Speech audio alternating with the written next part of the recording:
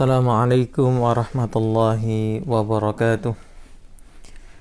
Innal hamdalillah nahmaduhu wa nasta'inuhu wa nastaghfiruh wa na'udzu billahi min shururi anfusina wa sayyiati a'malina. Man yahdihillahu fala mudhillalah wa man yudlil fala hadiyalah. Wa asyhadu an la ilaha illallah wahdahu la syarika lah. Lahul mulku wa lahul hamdu ala kulli syai'in qadir. Wa asyhadu anna Muhammadan abduhu wa rasuluh. Ya ayyuhalladzina amanu taqullaha haqqa tuqatih wa la tamutunna illa wa antum muslimun. Ya ayyuhan nasu taqu rabbakumul ladzi khalaqakum min nafsin wahidah wa khalaqa minha zawjaha وبث منهما رجالا كثيرا ونساء واتقوا الله الذي تساءلون به والأرحام إن الله كان عليكم رقيبا يا أيها الذين آمنوا اتقوا الله وقولوا قولا سديدا يصلح لكم أعمالكم ويغفر لكم ذنوبكم ومن يطع الله ورسوله فقد فاز فوزا عظيما أما بعد فإن أصدق الحديث كتاب الله وخير الهدي هدي محمد صلى الله عليه وعلى آله وسلم وشر الأمور محدثاتها وكل محدثة بدعة وكل بدعة ضلالة وكل ضلالة في النار. Ahwati fiddin rahimani wa rahimakumullah. Alhamdulillah, kita bersyukur kepada Allah Subhanahu wa taala kembali dimudahkan untuk melanjutkan pembahasan kita dalam kitab Asy-Syama'il Al-Muhammadiyah karya Al-Imam At-Tirmidzi rahimahullahu taala.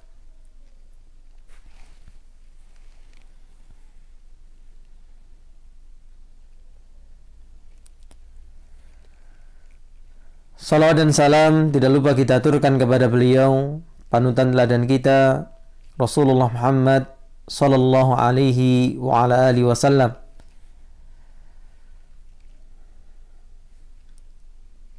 Kita lanjutkan pembahasan kita.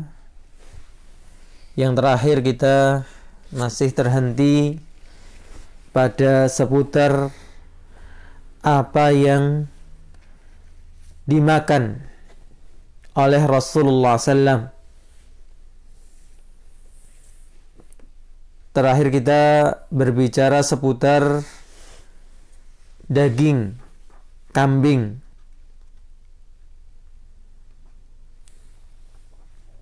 Di antaranya adalah apa?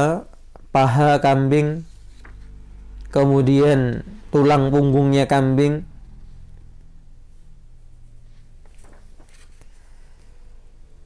selanjutnya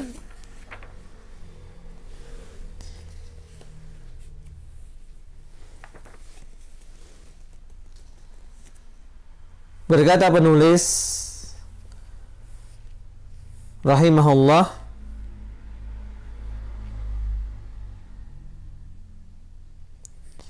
di hadis ke-172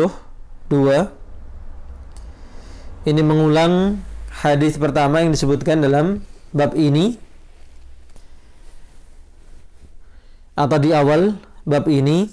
Qala haddatsana Sufyan ibn Waqi' qala haddatsana Zaid ibn Hubbab an Abdullah ibn Muammal an Abi Mulaikah an ibni Abi Mulaikah an Aisyah radhiyallahu anha,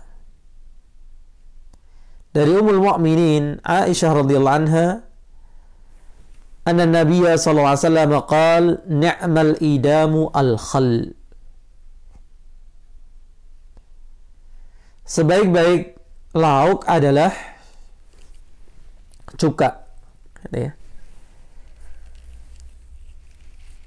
Disebutkannya kembali hadis ini karena berikutnya akan disebutkan sebuah kisah berkaitan dengan cuka ini. Qala haddatsana Abu Quraib Muhammad ibn Ala qala haddatsana Abu Bakar ibn Ayyash an Thabit Abi Hamzah Ats-Tsumali an Sya'bi an Ummi Hani radhiyallahu anha. Hadis ini diceritakan oleh Ummu Hani, seorang sahabiyah. Qalat, beliau bercerita di mana Ummu Hani ini adalah sepupunya Rasulullah SAW. Dakhala alayya an-nabiy SAW. Beliau bercerita pernah suatu hari Nabi SAW berkunjung mendatangi Ummu Hani. Faqala aindaki syai'un. Kemudian Nabi SAW mengatakan, apakah kamu punya sesuatu? Subhanallah. Ini bukan karena tidak sopan datang ke rumah orang kemudian minta sesuatu. Tapi ya satu karena keadaan, yang kedua karena kedekatan Rasulullah SAW dengan para sahabatnya, khususnya ini juga masih sepupunya, putri dari pamannya, berarti kan sepupunya.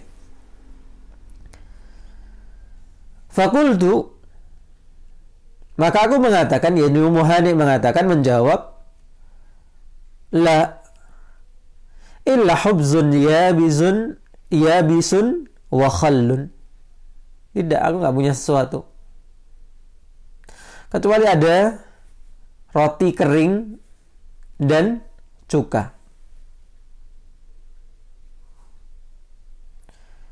Seperti yang sudah kita sampaikan, inilah keadaan rata-rata para sahabat di awal Islam dulu, dengan segala keterbatasannya, kesederhanaannya.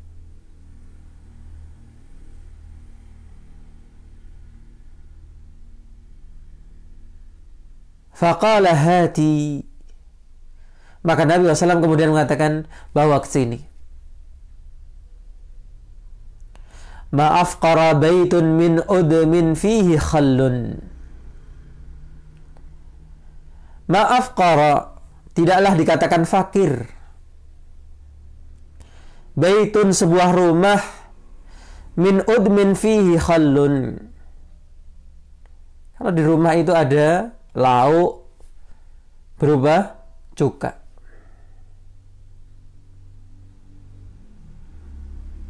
Nah, cuka di sini juga wallahu alam tentunya bukan cuka masak begitu ya. Sebagian menerangkan.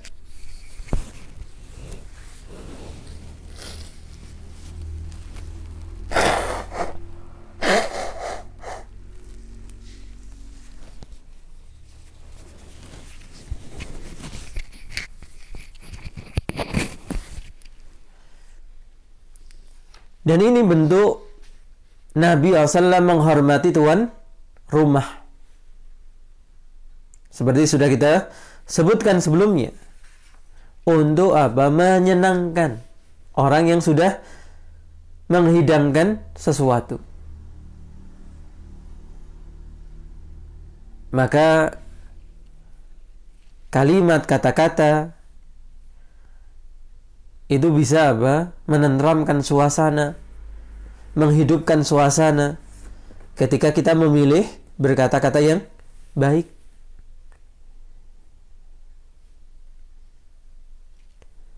Kemudian hadis-hadis berikutnya membicarakan tentang makanan kesukaan Rasulullah SAW yang lain.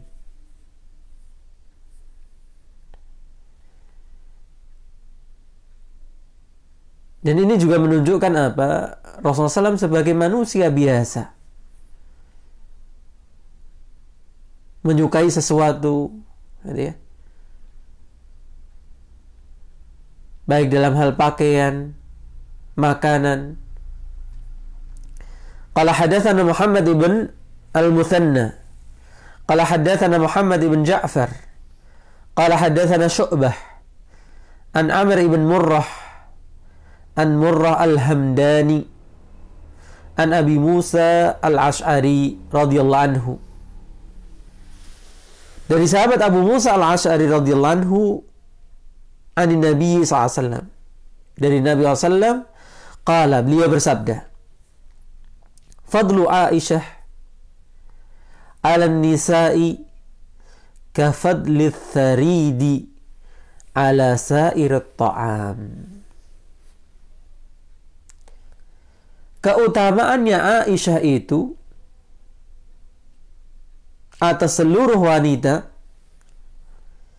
itu seperti keutamaannya tharid atas seluruh makanan.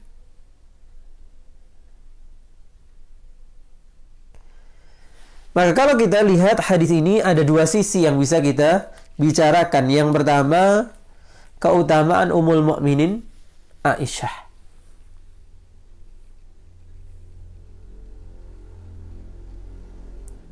Yang dalam hadis-hadis lain ketika Rasulullah ditanya tentang siapa istri beliau yang beliau paling cintai, adalah Aisyah. Yang diilustrasikan dalam hadis ini tentang keutamaannya. Itu dia adalah wanita yang paling utama di antara wanita-wanita yang lain. Kemudian beliau gambarkan, dan ini sisi kedua, tentang makanan yang beliau suka, yang beliau utamakan, yaitu tharid. Dalam terjemah mungkin akan diterjemahkan apa? Bubur, begitu ya. Sebagian terjemah menerjemahkan dengan kata bubur. Apa itu tharid? Tharid adalah roti yang disuir-suir gitu ya, dipotong-potong, kemudian diberi kuah. Entah kuah itu biasanya ada dagingnya atau tidak, sehingga menjadi lembek. Ya, bahasa mudahnya apa? Kemudian dikatakan bubur.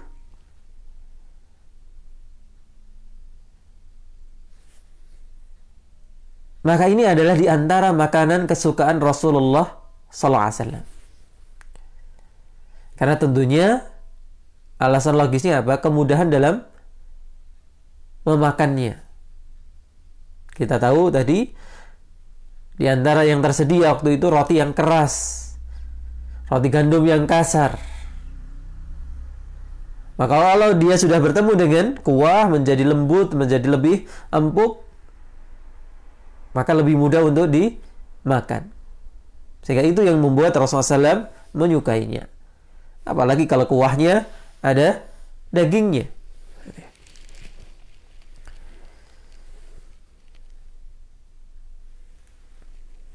Kemudian hadis berikutnya adalah riwayat yang lain dalam pembahasan yang sama. Qala hadatsana Ali bin Hujr, qala hadatsana Ismail bin Ja'far, qala hadatsana Abdullah ibn Abdurrahman ibn Ma'mar al-Ansari Abu Tuwalah annahu sami'a Anas bin Malik radhiyallahu anhu yaqulu. Sahabat Anas bin Malik mengatakan, qala Rasulullah sallallahu, telah bersabda Rasulullah sallallahu alaihi wasallam, fadlu Aisyata 'ala an-nisa'i ka fadli tharidi 'ala sa'ili ta'am. Keutamaan Aisyah atas seluruh wanita itu seperti keutamaan apa? Tharid, bubur roti tadi, atas seluruh makanan.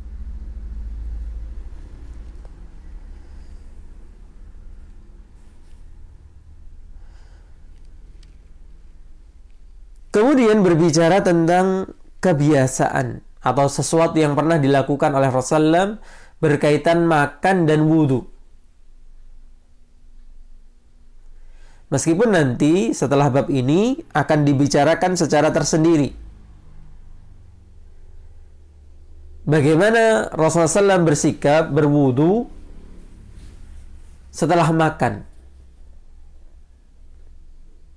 Maka sangat penting nanti bab itu untuk dicermati, mana-mana yang Rasulullah SAW itu makan, wudu setelah makan, dan mana-mana yang tidak. Qala hadatsana Qutaibah ibn Sa'id qala hadatsana Abdul Aziz ibn Muhammad an Suhail ibn Abi Salih an abihi an Abi Hurairah radhiyallahu anhu annahu ra'a Rasulullah sallallahu alaihi wasallam tawadda'a min akli thawri aqittin. Abu Hurairah bercerita bahwasannya beliau melihat Rasulullah SAW berwudu setelah makan apa? Aqit. Aqit itu mungkin sebagian mengatakan keju, gitu ya. Tapi keju bukan keju yang lembut itu, tapi seperti susu dikeringkan jadi keras begitu ya. Nah, kemudian itu dicuil makannya.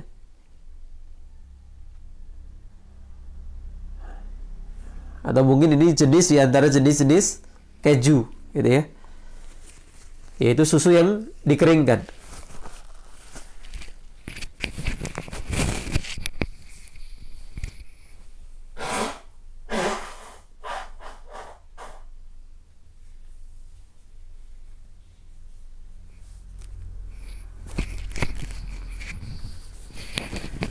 Masya Allah, maketan cukup dingin pagi ini.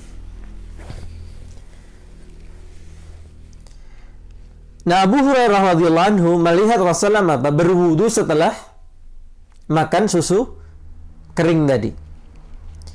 Thumma ra'ahu akala min katifi syatin.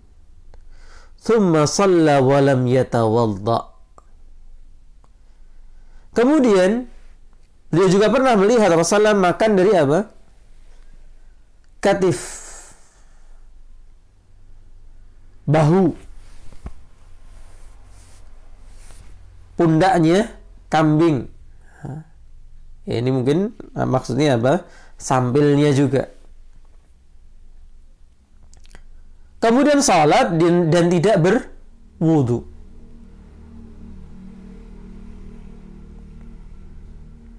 Nah, kalau kita cermati begitu ya,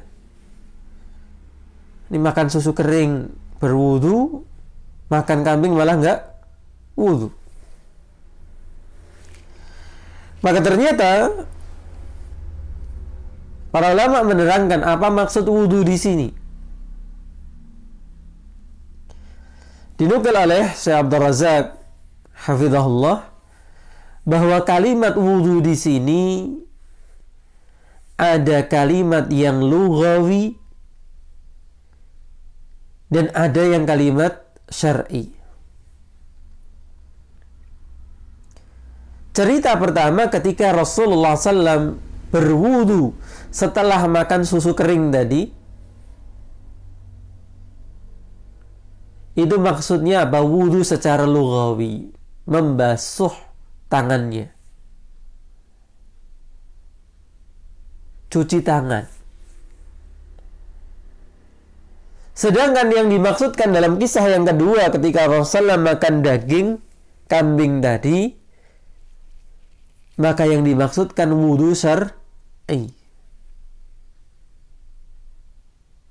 yaitu wudu untuk salat.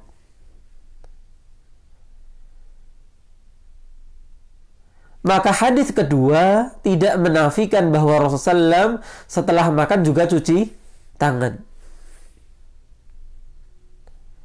tapi menegaskan bahwa Rasulullah SAW setelah makan kambing tidak berwudu karena beliau masih memiliki wudu yang sebelumnya. Dan ini menunjukkan apa? bahwa memperbarui wudhu setiap kali sholat itu perkara yang sunnah, bukan perkara yang wajib.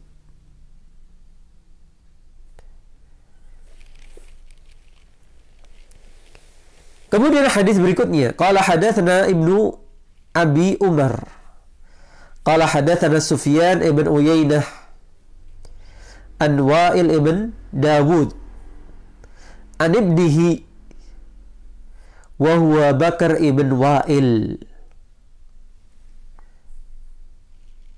Nah, ini sesuatu yang jarang terjadi dalam sebuah sanad. Walaupun dalam ungkapan Jawa ada istilah kebun nusu gudel. Karena harusnya gudel yang nusu kebu gitu ya. Maka subhanallah kadang terjadi seperti ini. Apa itu? Bapaknya meriwayatkan dari anaknya. Dan hari ini seharusnya kita tidak malu ketika kemudian kita menyekolahkan anak kita di sekolah Islam, di pondok. Mereka pulang sudah bisa bahasa Arab, sudah lebih pintar tajwidnya. Ya, gunakan kesempatan seperti ini misalnya ketika anak-anak di rumah. Dan ini melatih mental mereka. Ayo sini, Bapak Ibu ajari apa itu fi'il, fa'il, maf'ul. Tidak mengapa, ya.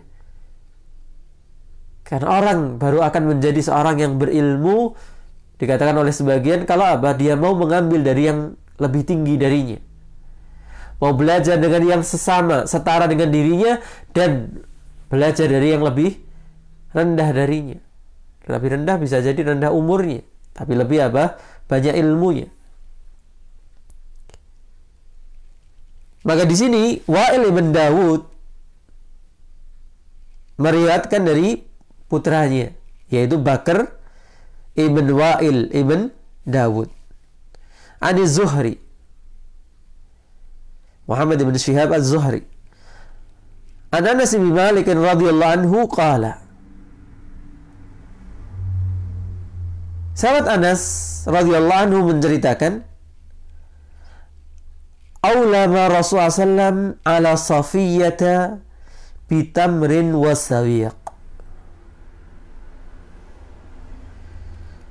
Aulama itu berwalimah Rasulullah sallam atas istrinya Safiyyah, di mana Safiyyah asalnya rampasan perang. Dia seorang Yahudiyah yang sukunya kalah dalam peperangan, kemudian dibawa sebagai rampasan perang.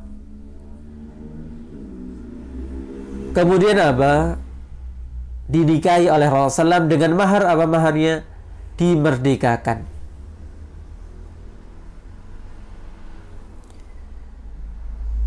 Maka kalau sedang viral gitu ya tentang mahar sepasang sendal jepit gitu ya, ini subhanallah, semoga menjadi keberkahan pernikahan tersebut. Sebagaimana disebutkan dalam hadis bahwa wanita yang berbarakah adalah yang paling mudah maharnya.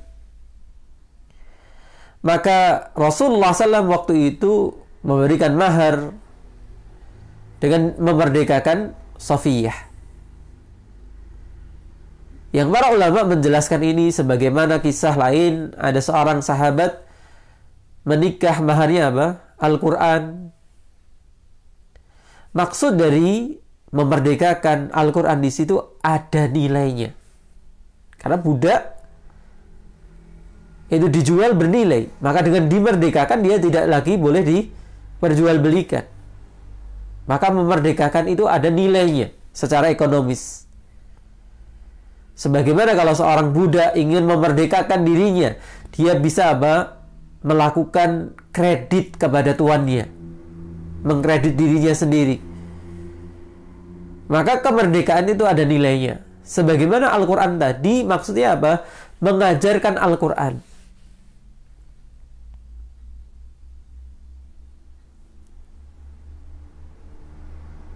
Maka sekecil apapun nilai dari satu mahar itu bisa menjadi mahar. Apalagi seperti di sini memerdekakan budak, itu tentunya nilainya juga besar. Nah, ternyata Rasulullah SAW ketika berwalimah atas pernikahannya dengan Ummul Mukminin Safiyah radhiyallahu anha, apa jamuannya? Kurma dan gandum. Atau dalam riwayat yang lain, maksudnya adalah apa? Al-haish. Al-hais, gitu ya. Afwan. Nah, sebagian mungkin sudah pernah mencicipi, gitu ya. Apa itu hais? Hais itu ya gandum dicampur dengan kurma. Kalau kita ya gandum atau terigu dicampur dengan gula, jadinya dodol, gitu ya, jadinya jenang. Maka hais itu ya gandum kasar campur dengan kurma, diaduk jadi satu, gitu ya, dioleni. Nah, itu disebut hais.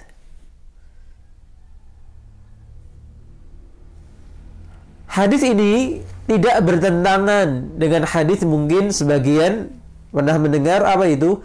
Aulim walau bisyah. Adakanlah walimah, berwalimahlah meskipun hanya dengan seekor domba. Maka itu bukan batas minimal. Itu ya. Seorang mengadakan walimah harus dengan apa? Minimal dengan domba, tidak. Apa yang ada sudah. Kalau adanya cuman apa? Pecel. Pesen nasi pecel apa? 100 bungkus, 50 bungkus yang undang apa? Tetangga kanan kiri.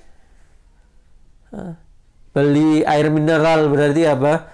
1 dus, 2 dus, kemudian sudah undang kanan kiri. Sah nggak walimahnya? Sah.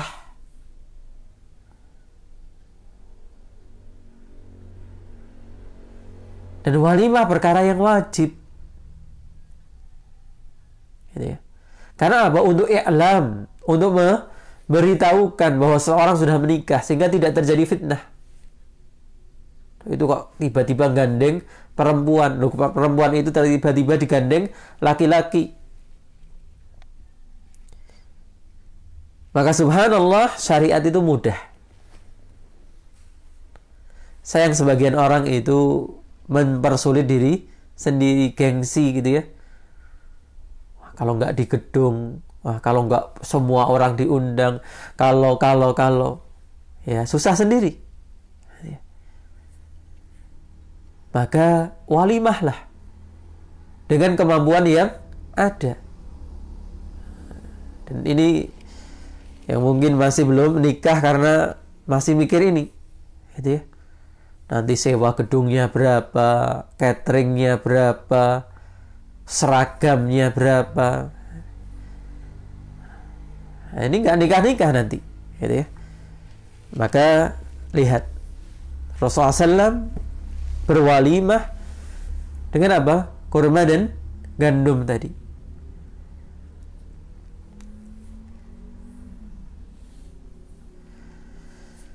Kemudian hadis berikutnya.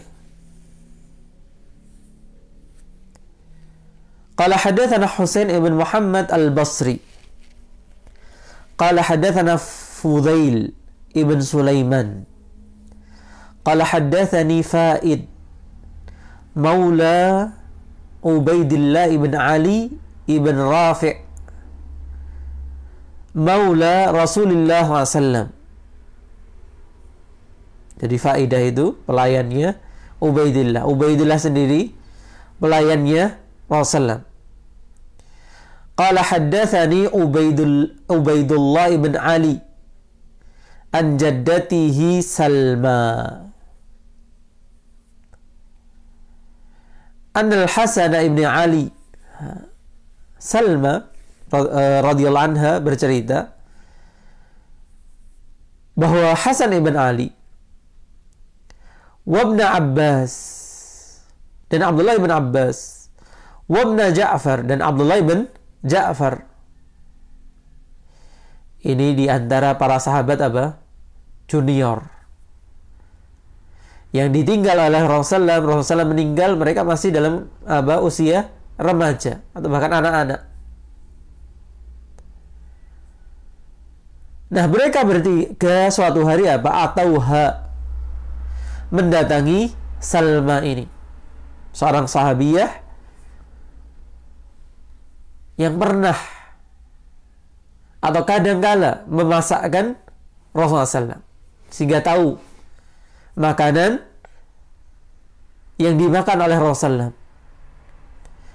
Maka tiga orang sahabat yang masih muda dulunya mendatangi sahabiah ini, kemudian mengatakan, faqalu laha isna'i lana ta'aman mimma kana yu'jibu Rasulullah SAW wa yuhsinu aklahu.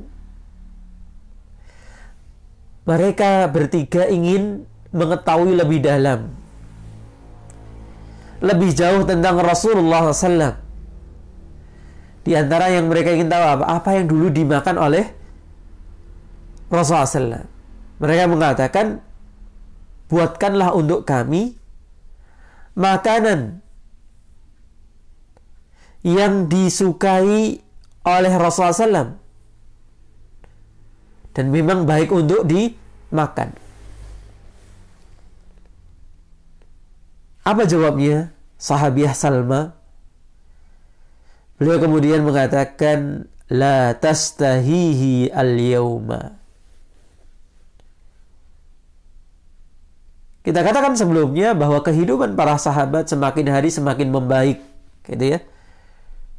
Apalagi sepeninggal Rasulullah SAW, dengan apa? Semakin luasnya negeri Islam. Maka kondisi sudah tidak sama lagi.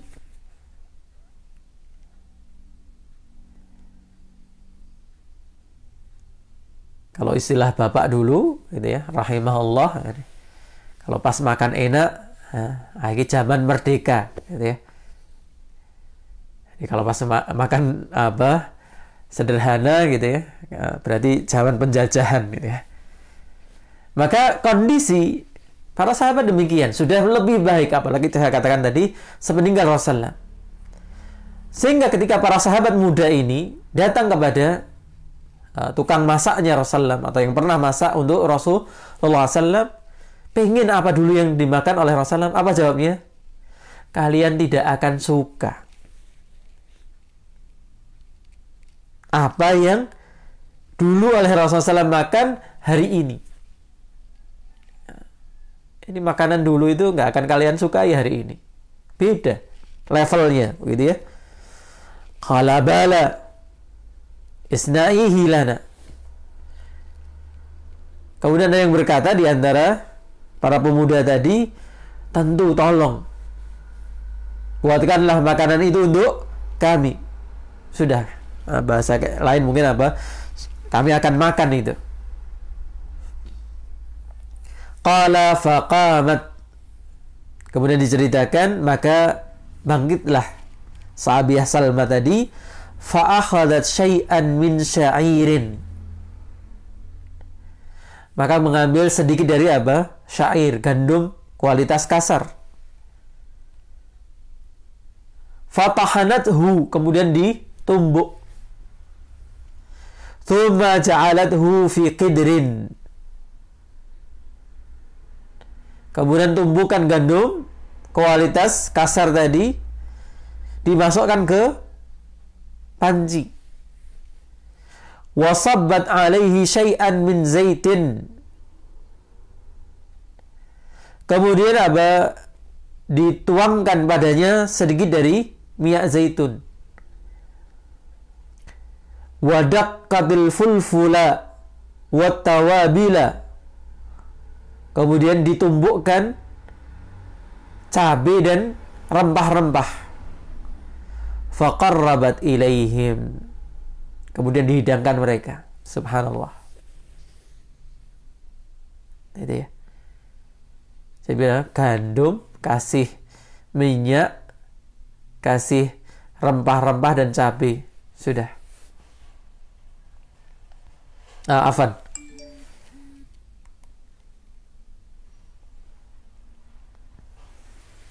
Ya. Jadi itu yang dimakan oleh Rasulullah SAW dulu. Dan beliau sudah cukup dengan yang seperti itu. Dengan mengatakan apa? Ini makanan kesukaannya. Maka hari ini kalau kita kemudian makan yang lebih dari itu, kemudian kita masih protes, masih ngresulo, masih merasa kurang. Subhanallah. Di mana rasa syukur kita, gitu ya. Di mana kemudian sahabiah Salma mengatakan faqalat hadza mimma kana yu'jibu Rasulullah sallam wa yuhsinu aklahu. Inilah yang disukai oleh Rasulullah sallam. Dan apa? Bagus untuk dimakan.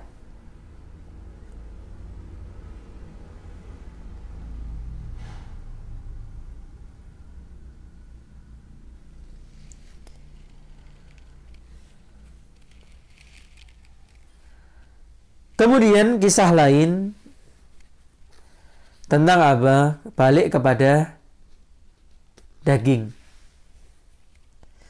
Qala hadatsana Mahmud ibn Ghailan. Qala hadatsana Abu Ahmad. Qala hadatsana Sufyan anil Aswad ibn Qais An-Nubayh al-Anazi an Jabir ibn Abdullah radhiyallahu anhu qala. Sahabat Jabir ibn Abdullah bercerita,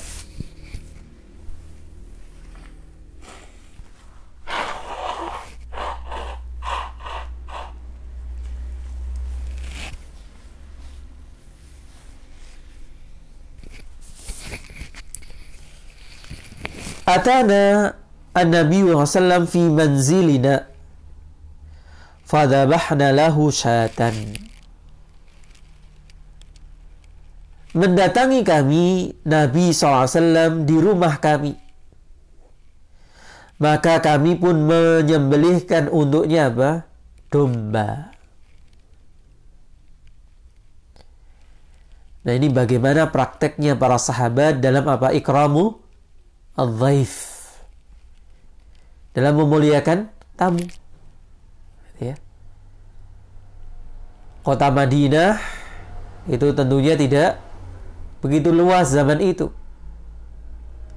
Sampai sekitar 70 tahun yang lalu, 80 tahun yang lalu, ya kota Madinah itu apa?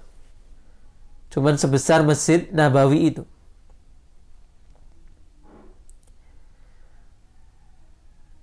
Maka ini bukan tempat yang jauh bertamu. Tapi apa suguhannya? Dipotongkan kambing.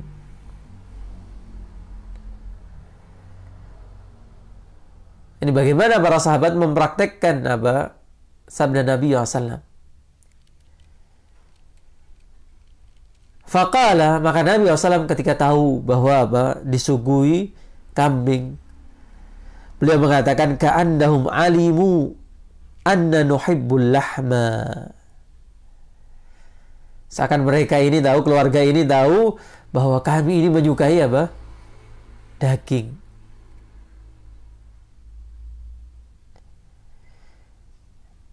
Maka ini kalimat lagi-lagi apa? Menghibur tuan rumah.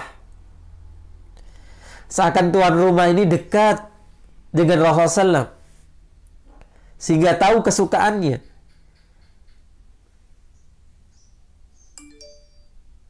Maka subhanallah,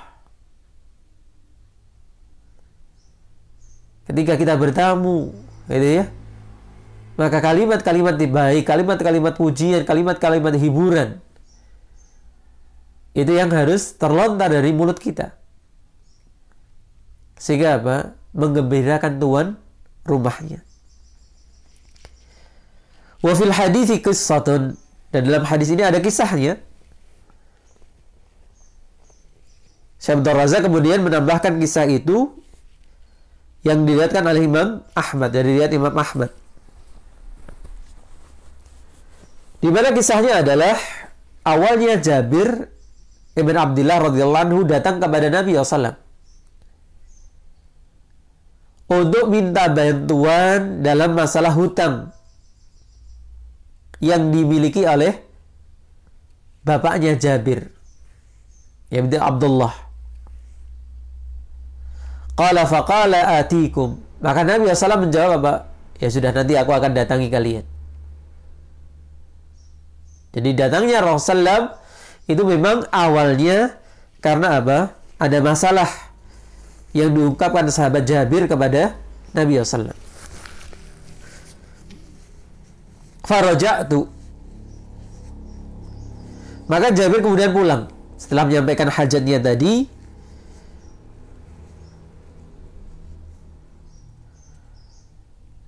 Dan berpesan kepada istrinya, kalau nanti Rasulullah SAW datang, kamu jangan ikut bicara, jangan minta apapun.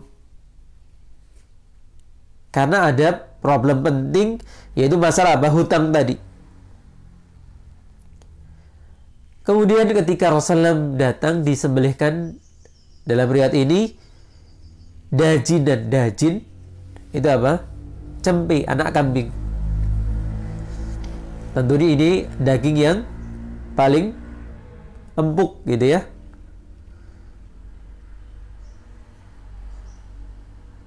Maka kemudian Rasulullah mengatakan itu tadi, ka'annakum araftum hubbanal lahma. Wah, seakan kalian itu ngerti sekali tentang kesukaan kami terhadap daging. Lagi-lagi sebagaimana dikatakan oleh Syekh Abdul Razak di beberapa keterangan beliau, bahwa bukan kemudian ya seperti kesukaan kita hari ini. Nah, kalau sudah suka sesuatu, kemanapun dikejar.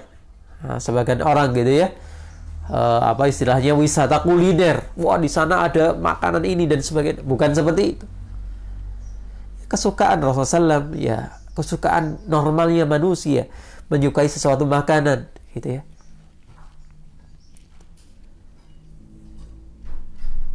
Kemudian ditambahkan cerita di sini bahwa kemudian istrinya Jabir berkata kepada Rasulullah, doakan kami dan suamiku, doakan aku dan suamiku. Maka kemudian Rasulullah SAW mendoakan mereka. Mengetahui hal itu, Jabir menegur istrinya. Bukankah tadi sudah tak larang gitu ya? Gak usah ngomong apa-apa, gak usah minta apa-apa. Tapi di sini menunjukkan cerdasnya istrinya Jabir radhiyallahu anha, di mana kemudian dia mengatakan apa? Apa pendapatmu? Tara Rasulullah SAW kana yadkhulu alaina wa la yad'u lana. Apa pendapatmu? Rasulullah SAW datang ke tempat kita, ke rumah kita, terus nggak minta didoakan. Kok rugi banget gitu ya? Rasulullah sudah sampai sini, kita nggak minta didoakan. Dan ini dalil bolehnya minta didoakan oleh siapa? Orang yang saleh, yang masih hidup, yang hadir. Jadi bukannya kita anti tawasul. Tapi bertawasullah kepada yang pertama orang itu memang benar-benar saleh. Jangan kemudian ada sebagian berkeyakinan tentang yang penampilannya nyeleneh gitu ya, malah dianggap wali. Ini pada sebagian daerah, pada sebagian orang ada keyakinan seperti ini. Yang kedua, orang itu masih hidup. Karena setelah Rasulullah meninggal, tidak ada para sahabat kemudian mendatangi makamnya minta didoakan oleh Rasulullah SAW. Andai kan ada riwayat-riwayat itu, saya yakin riwayatnya apa? Palsu.